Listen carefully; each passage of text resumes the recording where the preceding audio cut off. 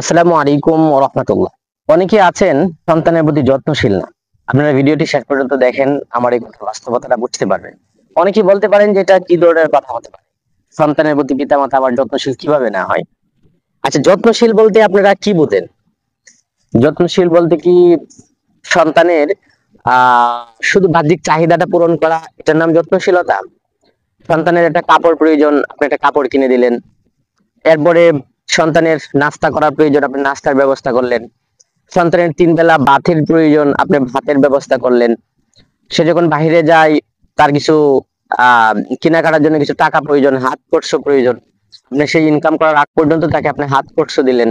তাকে পড়ানো প্রয়োজন, আপনি স্কুলে পাঠালেন, কোচিং এ পাঠালেন, টিউটর ঠিক করে দিলেন, বাসায় এসে পড়ানোর জন্য সবকিছু করলেন।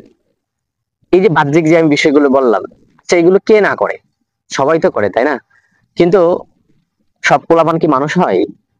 সবাই কি চরিত্রে, ব্যবহারে মানুষের মতন মানুষ হয়? দেখতেই শুধু মানুষ, তো সবার সন্তানই হয়।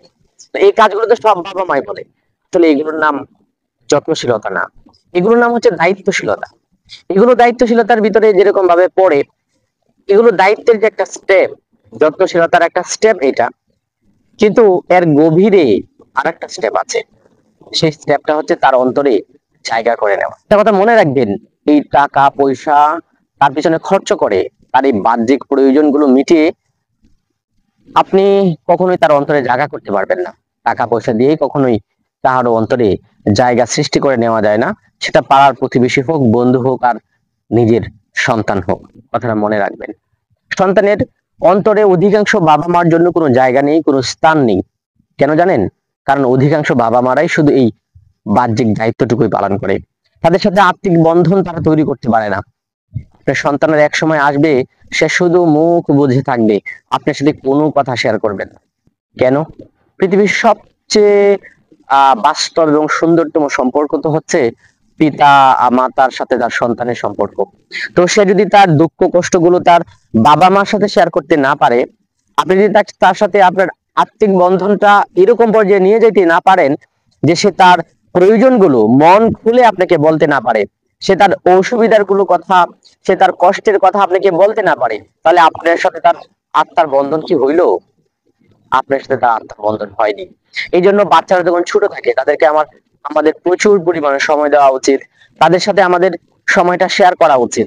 আমাদের 24 ঘন্টায় কিছুটা সময় হইলেও তাদের জন্য রাখা উচিত। তাদের আশা আবেগগুলো পূর্ণ করা উচিত। তারা যখন বড় হয়ে বুঝতে পারবে যে তার বাবা ছোট সময় তার সাথে এই সময়গুলো কাটিয়েছে, এগুলো তার স্মৃতি হয়ে থাকবে। এগুলো তার স্মৃতি হয়ে থাকবে। সে তার বাবা মার সাথে তার বন্ধুত্বের একটা সম্পর্ক সে খুঁজে পাবে, তার দুঃখ কষ্টগুলো শেয়ার করতে পারবে। আপনারা সমাজে দেখবেন যে কিছু কিছু সন্তান এমন আছে যে যারা তাদের সব কথা বাবা মাকে শেয়ার করে, সব কথা শেয়ার করে। আর কিছু পোলাপান এমন আছে যারা কিচ্ছু বলে না বাবা মাকে, এবং যখন তারা একটু বড় হয়ে যায় তখন এমনও হয় যে সপ্তাহ 2 সপ্তাহ 5 সপ্তাহ তাদের বাবা মার কোনো খোঁজ খবর তারা নেয় না। কেন নেয় না? কারণ তাদের সাথে তার বাবা মার আত্মার কোনো বন্ধন নাই। এই জন্য যারা অভিভাবক আছেন, তারা সন্তানের পিতা আছেন, মাতা আছেন, তাদের প্রতি আমার আবেদন থাকবে, আপনারা আপনাদের সন্তানদের সাথে এই অর্থনৈতিক দায়িত্বটুকু যেরকম ভাবে পালন করছেন, তার 3 বেলা খাবারের দায়িত্বটুকু যেরকম ভাবে পালন করছেন, তার আবদারটুকু পূর্ণ করছেন, ঠিক একই ভাবে তার সাথে আপনারা সময় সময় কাটান। তাদের বিষয়গুলো দেখভাল করুন, তাদের দুঃখ কষ্টগুলো জানতে এবং বুঝতে চেষ্টা করুন। তাদের অন্তরে আপনার জন্য একটা জায়গা তৈরি করে নিন। পিতামাতা হিসাবে তার অন্তরে তো আপনার প্রতি শ্রদ্ধা ভালোবাসা আছে।